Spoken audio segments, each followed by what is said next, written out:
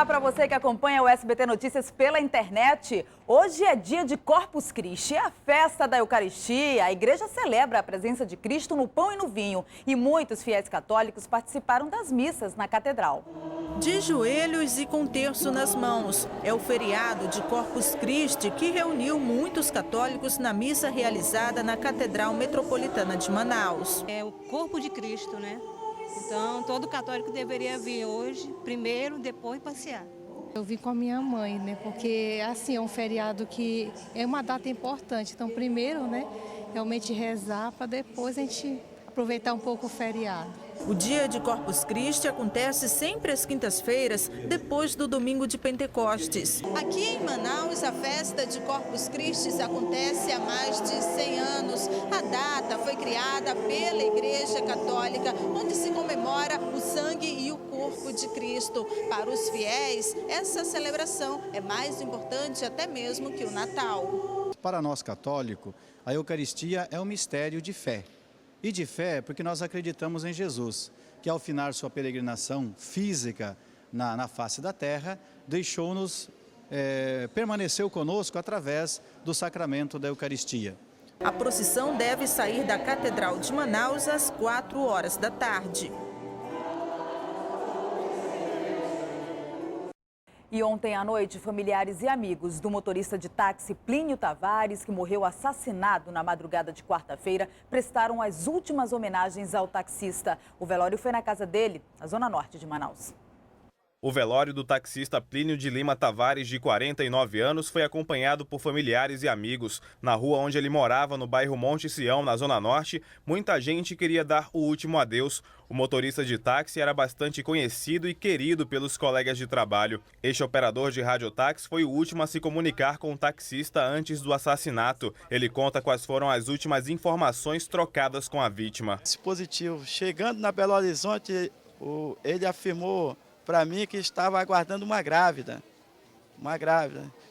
Dei mais um tempinho e automaticamente chamei ele de novo. Ele disse que estava tudo QSL para a gente é entendido. Mas mesmo assim, suspeitei porque eu chamei ele várias vezes e ele não veio responder. E a gente, os motoristas, começamos a ligar para o celular dele, que ele andava com rádio portátil e andava com rádio amador dentro do carro. E andava com 3 celulares e não atendia. Esse já é o 4º motorista de táxi assassinado durante o trabalho só este ano em Manaus. Eu sou uma mulher, eles fazem isso com os homens, imagine com a gente, só Deus para livrar a gente, entendeu?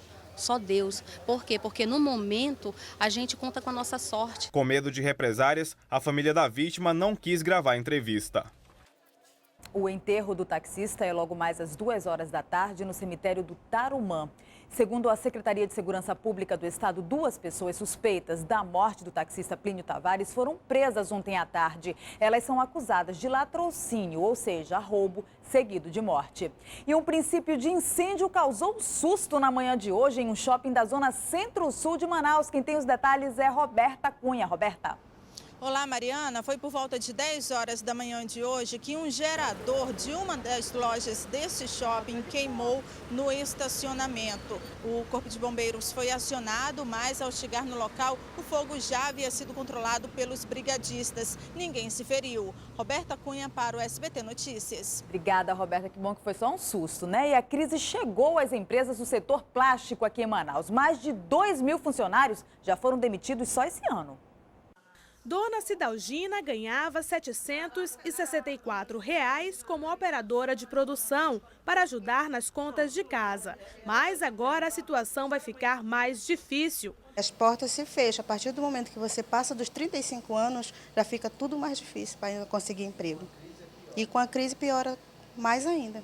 A demissão de Dona Cidalgina é consequência da crise do setor de 2 rodas, que chegou às empresas fornecedoras de componentes plásticos em Manaus.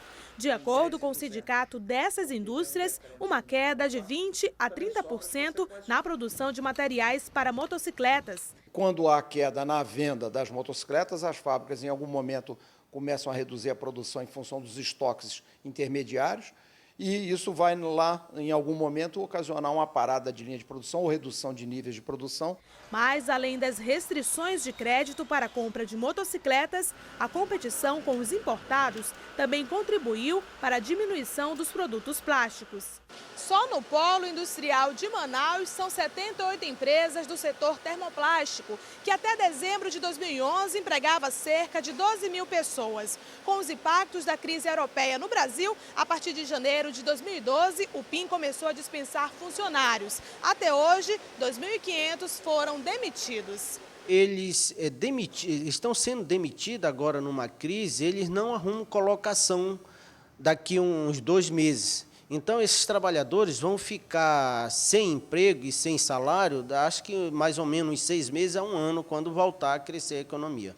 Rosinelli também foi demitida. Agora ela aposta na qualificação para tentar se recolocar no mercado. Fica difícil, né? Porque são muitas pessoas, às vezes tem pessoas mais qualificadas, né?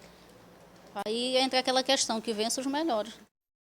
Veja a seguir o movimento do comércio nesse feriado de Corpus Christi. E ainda começa o período da vazante dos rios no Amazonas. Nos últimos 5 dias, o Negro desceu 8 centímetros. Nós voltamos já já.